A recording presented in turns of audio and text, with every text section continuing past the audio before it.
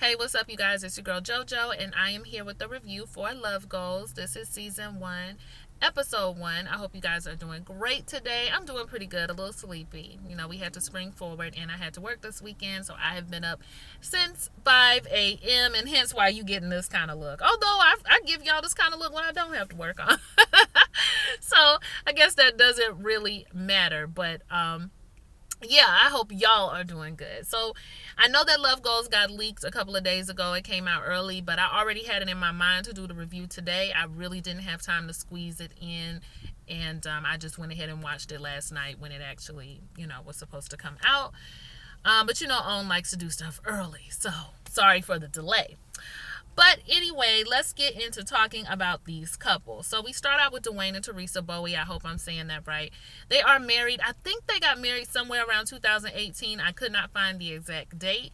I'm not a big sports buff, so I did not know who Dwayne was, but he played for the Kansas City Chiefs and he was a first draft pick, so apparently pretty good. But he's retired now. And so Teresa, met him as while she was doing real estate. She was going to sell him a home, and then they just kind of one thing led to another. They had a baby, fell in love, got married, all of that. Now they have two children together.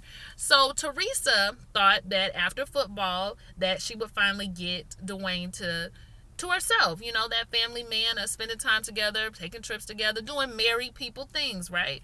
Well, what actually ended up happening was Dwayne decided to pursue his music career instead. And he already brought his boys with him to the football career. But now he got a whole different sector of boys that he about to bring with him on the music career. Y'all know that's how it go. You got some friends that's with you, you know, doing your sports thing, then the music thing, you got to bring, your music homeboys in on the dream now. And Dwayne doesn't really see a problem with it because he feels like, when you are from the hood, if that one person makes it, these are boys I went to school with, elementary school with, I grew up with. When you make it, you're supposed to bring the whole team with you. You're supposed to put the city on your back. And I understand it. I didn't grow up in the hood, but I did grow up in the country. And culturally, I think it's more of a culture thing. When one person makes it out, you bring other people along with you. That's something that a lot of us do, right? But the thing is, and why I'm really feeling Teresa is that there's too many people in your home. And this is the big problem that Teresa has. Like, I thought that we were going to have time for each other, but they're always around. They're always in our space 24/7.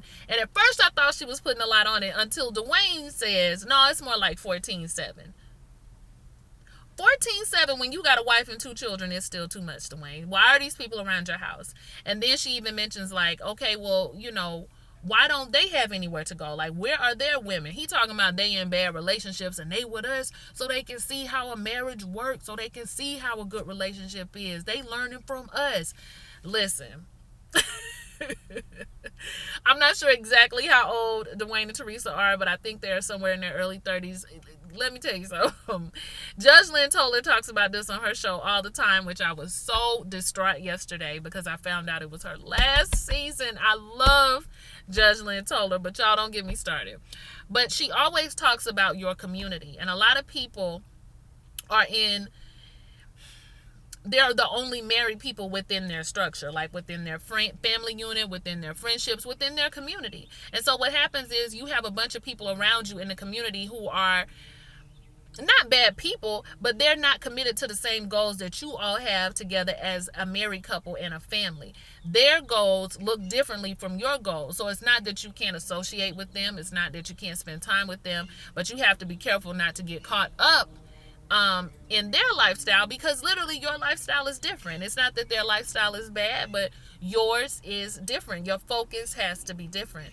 And so, I'm not buying that the friends are coming over there to learn what a good relationship look like. No, the friends are coming over there probably because there's food, it's free, and there's probably some other things going on, so they come through. But to be at your house all of the time, like, where are they living? Where are their homes? I just, yeah, no. That's way too much. So I'm with Teresa on this one. Let's see. You just have to get like-minded people around you. So anyway, then we have Benzino and Althea. Now Benzino and Althea, I'm gonna tread lightly with the two of them because I haven't really liked Benzino and Althea too much.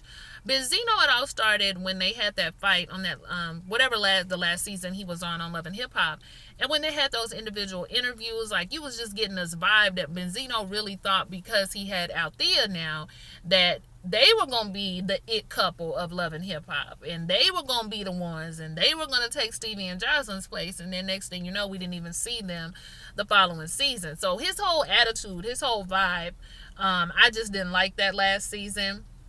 I'm not sure who Benzino thought he was. And then for Althea, it all started when she decided that she was going to get jazzy with Iyanla when she came onto her show and was treating it like this was a Hollywood production when Iyanla will tell you real quick, I'm not here for that. So, yeah, she had to get up and leave because she had disrespected my auntie. And so she went ahead and went home. And I didn't really appreciate that. But we're going to start with a clean slate. So y'all know Benzino, Source Magazine, had a brief music career, all of that. He was a big name in hip-hop at some point in time. I don't remember it. Not really, but I do remember like Hip Hop Weekly and The Source. So I do know about that. Althea says that she is a reality TV personality, which is true, and an actress. What is Althea? Anyway, and a singer. And I have heard her sing, and her voice is okay. All right, so anyway, we know that Benzino and Althea have a child together. We also know they have a very tumultuous relationship. Althea has been locked up behind putting hands on Benzino. So we know how this relationship goes. And we know that they're going to get on our nerves probably most of the season. As soon as they get in the car with each other, you can already tell the energy is bad. They don't want to speak to each other. They don't talk to each other. They're really only here to learn how to be nice enough to each other so that they can raise their son together. They start bickering back and forth about money and whether or not Althea was a gold digger, and Benzino gave her everything, and I put you on, and you wouldn't even have been on Love and Hip Hop. You tried to get on a couple of times. I found you in a dusty apartment, and you actually slept with. I don't know if he said that in the car. Actually, no. He said that. Yeah, he did. He said that she slept with two people to get on Love and Hip Hop. I'm just like, child, just. I understand that they're not together, but it is still the mother of your child. Like, I mean, I guess when you mudslinging, but dang, like, you really gonna try to just straight pull a whole card like that? I guess. I don't know, y'all. I was uncomfortable, though. But he was going off on her and, saying that she wasn't this, she wasn't that. Benzino was completely on the gas. Like, he just took it and he ran with it. It started small and it got big. Okay, it started with a little back and forth. You don't do this. You a babysitter. You don't do this for your son. You don't do that. And I've always had more money than you. That was the button that pushed it for Benzino. That's when he started going off on her about that money, about her being a gold digger, about how much he had helped her, and she wasn't this, she wasn't that. And then he said, I hope you die. And it was just like, how did we get here? But while Benzino is on the gas, Althea is on cruise control because she's laughing at him. She's patronizing him. She's smirking at him and saying, God bless you. Okay, be blessed. Okay, be blessed. So that's making him even madder. He's like, shut the camera off. Shut it off. Now, this crazy mofo is walking down the street while the caravan is just sitting there parked. I was like, Benzino, it's too early for these antics. Come on, get back in the car. Just get back in the car. So we know the two of them are really going to try to run my pressure up for the rest of the season. Now, Spinderella and her man, Q. I look at Spinderella sometimes and I just get really sad because I'm not. Well, don't y'all take my card. Don't revoke my card for this. But outside of Push It, I don't really know a whole lot of Salt-N-Pepa songs. I mean, that wasn't my era, though. That wasn't really my era. But I do have a lot of admiration for the group. And I always felt like with Spinderella, there was almost always so much controversy about her being left out of the group and about her feeling left out. Then they did this reunion and they were going on tour. And I was like, great, she's included again. And then you find out that she got cut out of the deal yet again. And so I just felt sad. I just feel sad when I see her. Her and Q have been together for 6 years. He just recently proposed. They're getting married. They said next year, but I don't know when they filmed this, so it could be this year or it could be 2021. Q looks a little bit younger than her, but I think I read somewhere that he is also 48. I might have that wrong, but he just looked a little bit younger than her. Spinderella says that they're mostly there, but due to some issues with her and how it's affecting their relationship. The fact that she closes off, the fact that she doesn't express herself to him sometimes, the fact that she's a little controlling. Q said she wanted to control the engagement. I said, Spinderella, slow your roll, baby. Slow your roll. Learn to accept a surprise. But yeah, she does a little bit too much, and she knows that about herself, and she wants to come get the help. Also, the whole salt and pepper thing really hurt her this time around, and I mean, you could just see it. Like, I feel like you can see it all over her. Sometimes she looks like she's on the verge of tears.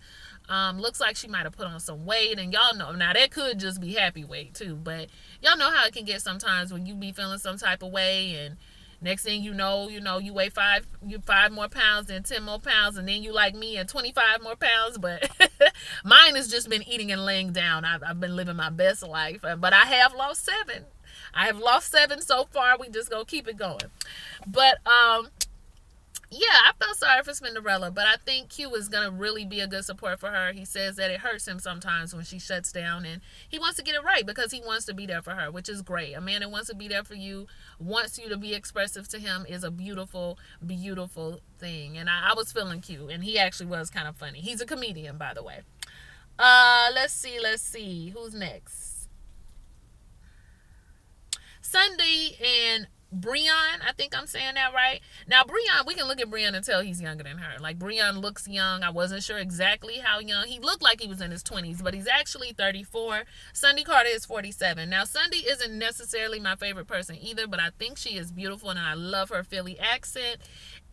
Sunday is one of those unfortunate reality stars that really could have played reality television another way, but she came on the Basketball Wives, guns blazing, gunning for Drea, gunning for just about everybody she like on the show, but particularly Drea, and so we all kind of got a bad taste in our mouth about it. But before that even, y'all know the whole situation with her daughter and her releasing a photo on Twitter with her daughter's face adjacent to a male tool.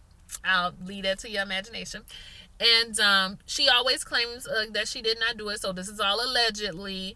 But as soon as people put on Twitter that could be considered child pornography, the picture all of a sudden came down. But the alleged story is she posted that photo of her daughter because her daughter called her, a hoe or something like that, and she did it to teach her daughter a lesson. So,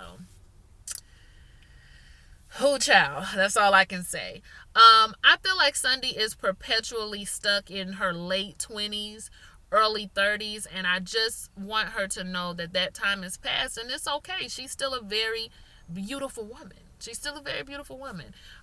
You might look young, but the games and your toleration of the games will show you how old you really are, because the problem with her is that Breon is a ladies' man. Breon is a womanizer, and he even admits, I love the attention I get from the ladies, and sometimes it's hard for me to turn it down, but I'm feeling Sunday. I like Sunday, and I want our relationship to work. Now, it started out that they were in a non-committal relationship, and that probably was the death of their relationship from the beginning, because a lot of times, and I tell younger girls this, I tell my sister this, with men, you want to start however you want to finish. So if you start a certain way with a man, a lot of times that's just what they see you as, and that's what they become used to. If you start just with sex, they kind of see you with sex. If you start letting them know what you're gonna tolerate, what you're not gonna tolerate, they kind of start to know early on that you don't play. So it's just however you present yourself initially. A lot of times it's just what it is. But now Sunday wants them. They fell in love, and she wants more out of him. And I guess he wants to do more, but that remains to be seen. So we'll just have to see how it goes with them. Sunday also tells us she's an actress, and I'm just like, what stage play did I miss that these people have been acting in? Because I have never known Sunday to be an actress. Y'all been acting up. Y'all been acting a fool. Y'all been acting out. But y'all have not been acting anywhere. You are out there that I know of. Okay, that I know of. I could be wrong. Let's see here. What else? Okay, so they met each other at a bar, right?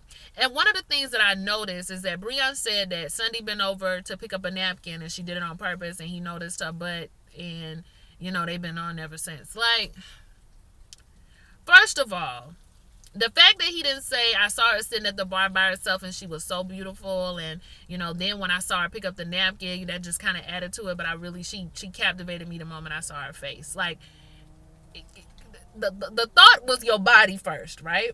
Then we move on, and Sunday, the fact that you bending over and picking up napkins, like, this is why I say I feel like she's perpetually stuck in her 20s. Those are such, like, college moves. You know what I'm saying? Like, walking around the calf extra to see if somebody can see you. I didn't do that. I never did anything like that.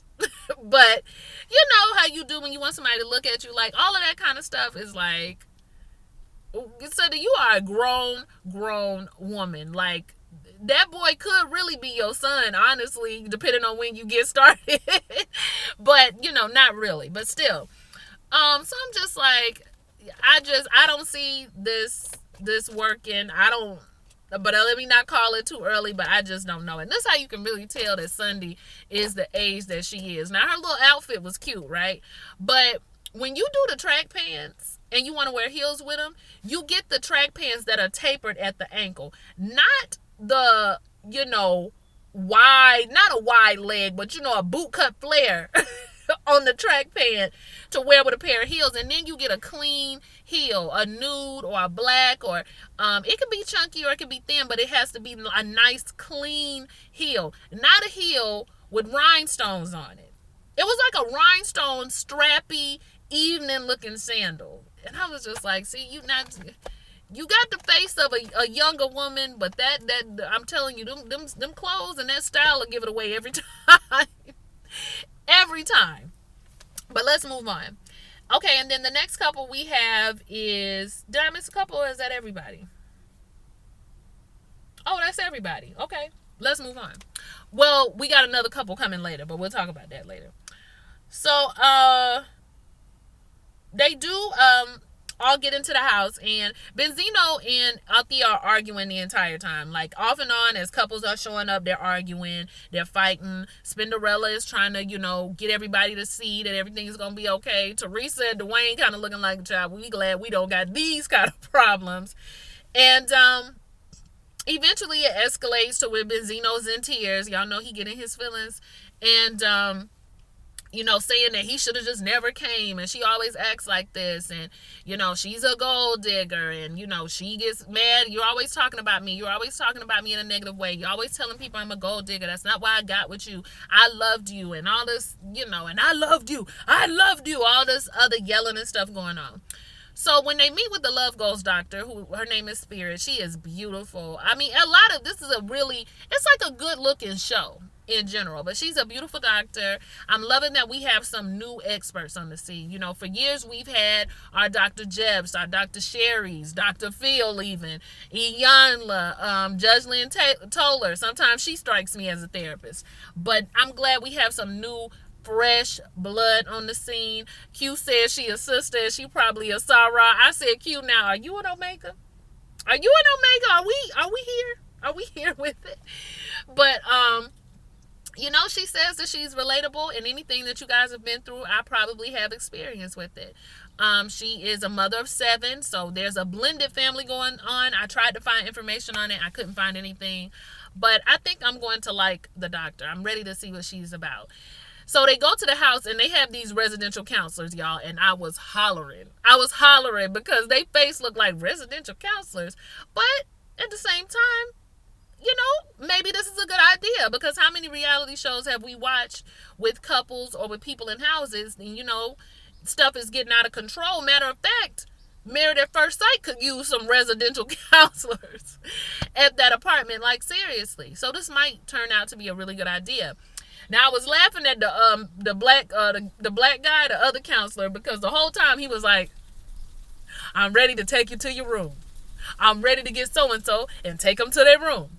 How you doing, sir? I'm ready to take you to... I said, he is happy to be on this show. And Althea sees her room and says that her and Benzino don't need to be in the same room. So of course that starts one of their final arguments for the evening. Now I was a little grossed out and perturbed that some of the ladies were walking around with no shoes on. I was just like, ugh. This is not y'all's house, okay? This ain't your grandma's house. Y'all need to put on a slide or something. But Benzino tells Spinderella how he's never been married and how he really want to do that and he really wants to be in that place. I thought it was going to be with her, but I don't know. Benzino really, he needs to be an actor if he hasn't done so already because he has all of the necessary qualifications. I don't know what kind of roles he'll get hired for. His neck is so unfortunate. It really is. Like, he wouldn't even be a bad looking dude, but that part of him just looks funny and I hate it for him. I really do. But he thought he'd marry Althea and it just doesn't work. And Spinderella's trying to ease his mind and ease his thoughts. And I said, see, look, I said it, but Dr. Spears said it. This will not be a show where everybody is trying to counsel the two of you and now they can't even focus on their own problems. And she brought it up to them. We don't have time for that. I would have kicked them out. I would be like, y'all got to stay in the hotel for the night because y'all causing too much ruckus amongst the campus. So y'all got to go. So next week we're going to meet Coolio and his woman. They're going to be the next couple that is going to be added to the group. I don't understand why Althea and Benzino are not completely embarrassed, but I really think they don't have any shame. Spinderella and Q are one of my favorite couples. I'm really rooting for them. I'm also rooting for Teresa and what's his name? Dwayne, because I like them together. It's just something about their vibe and their energy that I really, really like. And I like Teresa. And I think Dwayne, I think he wants her. I think he wants his wife. I think he wants his family. But he's just one of those guys that doesn't know how to separate the community from his marriage. But I think he wants his family. As far as everybody else, I guess it remains to be seen. You know, Sunday. I just think he's too young for her. You know, everybody can't have what Taraji and whatever that dude have, you know, whatever that's going on. I think he is too young for her. But then again, Sunday might be too young for him. Y'all can let me know what you think. Like, comment, and subscribe. I'll see y'all for the next video. Bye.